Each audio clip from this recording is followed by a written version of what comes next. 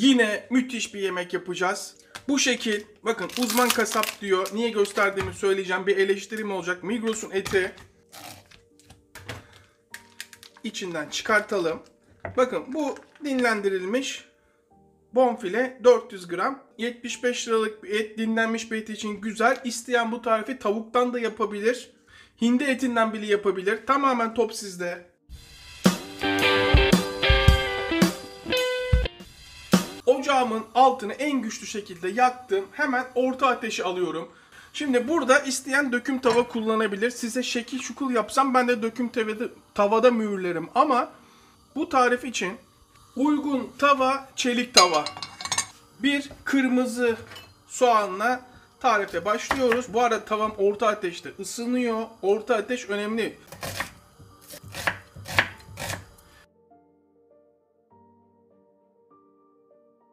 Bir büyük beyaz soğanın yarısı.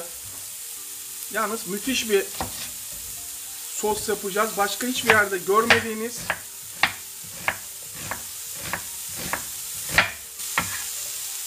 Hemen 2 yemek kaşığı, 3 yemek kaşığı kadar zeytinyağı ve 1 yemek kaşığı normal ayçiçek yağı. Cızırtıyı duyuyorsanız doğru yoldasınız.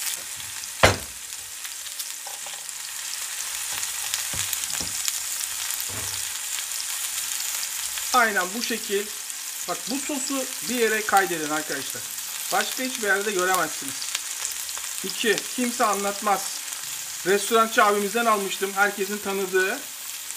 Şöyle 1 çay kaşığı kadar tuz. Ve artık karıştır. Bak tavayı görüyor musunuz? Hemen lezzet parçalarını bırakmaya başladı. Şöyle kendi halinde bir 5 dakika bırakıyorum.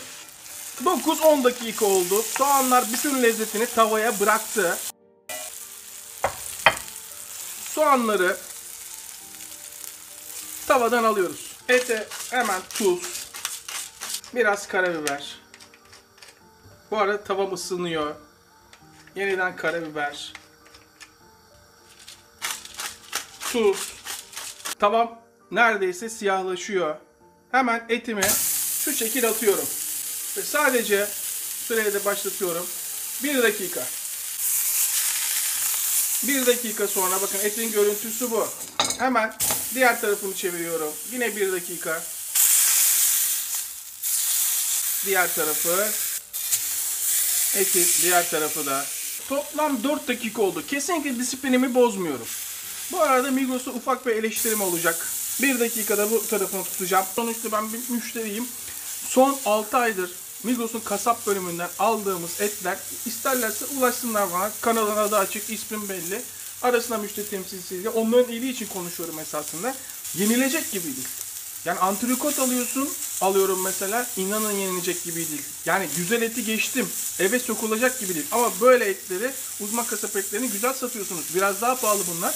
Ama Migros'a hiç yakışmıyor. Nasıl krem peynirinizi, normal peynirinizi övüyorsam bunu da o derece eleştiriyorum. Şimdi bakın. Toplam 5 dakika oldu. Şimdi etimizin böyle daralması, yani bonfilin tam ortada olmaması bizi tarif içinde başka bir tarife yapmaya da yönlendiriyor. Evet. Bakın bunu ayırıyorum. Görüyor musunuz? Bunu ayırdım. Ve diğer kalan tarafı, etin içini görüyorsunuz. Nasıl iyi mühürlediğimizi de görüyorsunuz. Müthiş bir yemek yapıyoruz. Yani abartısız. Bakın bir parmak kalınlığında, şöyle göstereyim size hemen. Birer parmak kalınlığında eşit şekilde kesiyorum. Bakın birer parmak görüyor musunuz? Birer parmak. Devam. Hepsi birer parmak. Daha sonra etimi tekrar bu şekil atıyorum. Sadece 1 dakika. Eski efsane abilerimizin bir tanesinin tarifi bu. Sosa biraz katkılarım olacak tabii ki. Tam 1 dakika sonra etimi çeviriyorum.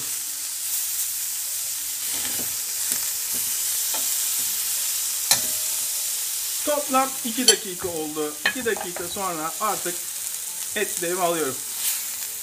Aynen böyle. Harika. Hemen soğanlarım tekrar oyuna. Hemen bir kırmızı biber. Çekirdekleriyle birlikte. Çekirdeklerin aroması benim için önemli.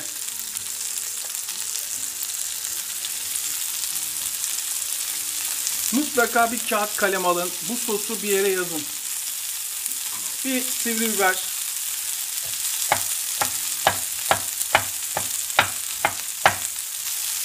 Bu da çekirdekleriyle birlikte.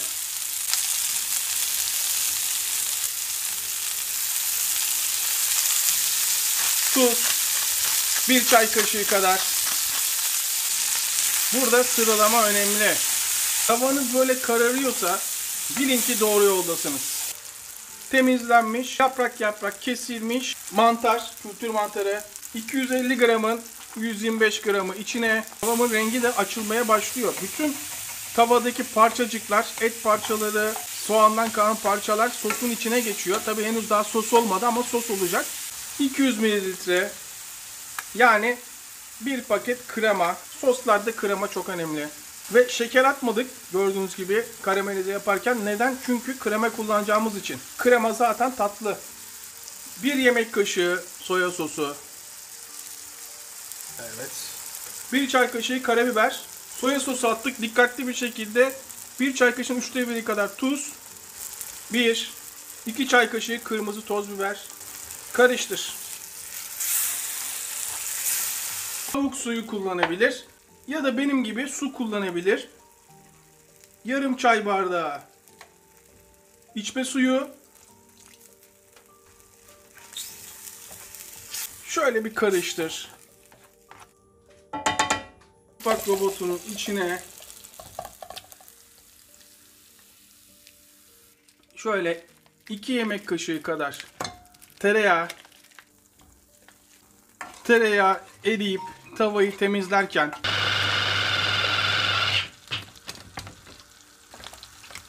geri kalan mantarım, koyu, ne kadar sulu olacağına siz karar vereceksiniz. Kalan. Şimdi artık sıra etlere geldi.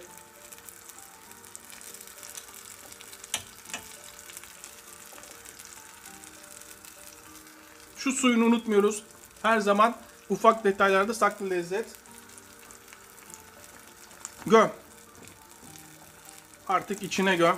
Etimiz alta doğru daralıyor diye et ayırmıştık, hatırlıyor musunuz? Böyle bir planımız yoktu ama madem öyle bu etten de bir meze yapalım.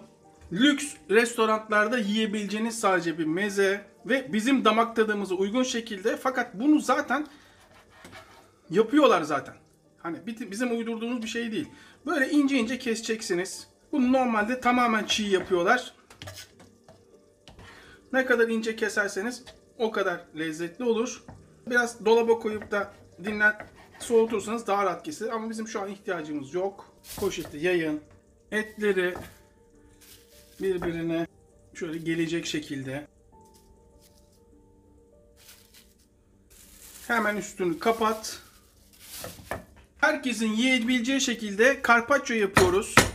Şöyle vurmaya başlayın. Yavaş yavaş açıyorsunuz. Siz bizim bu tabakları bu mutfakta yaptığımıza aldanmayın. İnanın şunu bak, gezin. Şu şekil yapan yoktur. Benim yani illa böyle falan diye bir iddiam yok. Ama siz gerçeğini görün yani. Her söylediğine inanmayın. İstediği ki adamın restoranı da olsun. Size o şekil getirirse yiyemezsiniz. Biraz kekik. Hemen kaldıralım. Evet.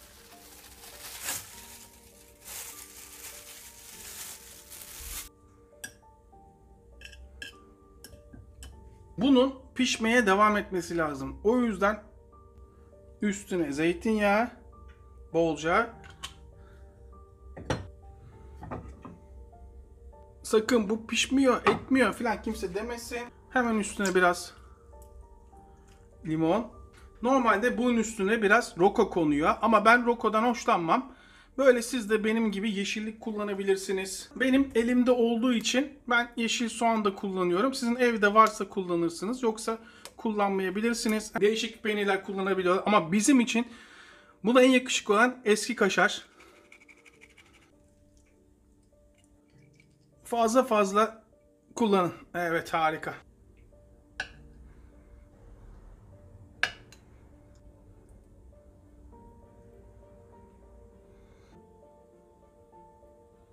Şu tamamen sosa bulanmış etten almak istiyorum. Bakın. Nasıl piştiğini görüyor musunuz? Şuradan daha iyi görebilirsiniz.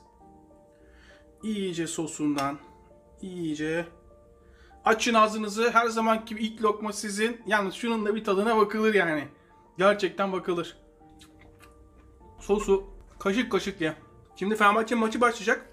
Yalnızım. Bu arada bonfile de bu kadar mı yakışır bir ete ya? Barbarossa resmini attım. Kanki taksideyim şu an diye mesaj atmış. Buna burun kıvıranlar olabilir. Ya Koray bu pişmemiş, ben yiyemem filan diyenler olabilir. Bu arada buna tuz şart. Bakın bunun inceliğini görüyor musunuz? Bak şöyle göstermek istiyorum size. İnceliğini görüyorsunuz değil mi? Kağıt gibi. Bunun pişmeme olanağı yok.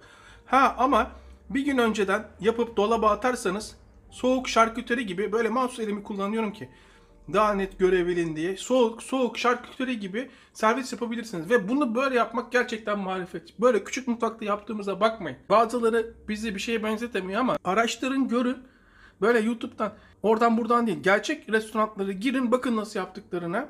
Birebir böyle yapıldığını göreceksiniz. Ve tabii ben biraz da sizin ağız lezzetinize göre ayarlıyorum. Açın ağzınızı. Ufak bir öneri. İlk defa yiyorsanız benim gibi yaptığım gibi katlayarak almayın. Böyle ince bir parça alın. Aynı salam gibi. Bu şekilde ağzınıza atın. Pişmemiş falan diye bir endişeniz kalmaz. Ama ne kadar bekletirseniz o kadar lezzetli olur. Bu da kardeşim Barbarossa kalsın, daha fazla yemeyeyim. Her neyse, hepimize en sağlık. Tekrardan herkese selamlar.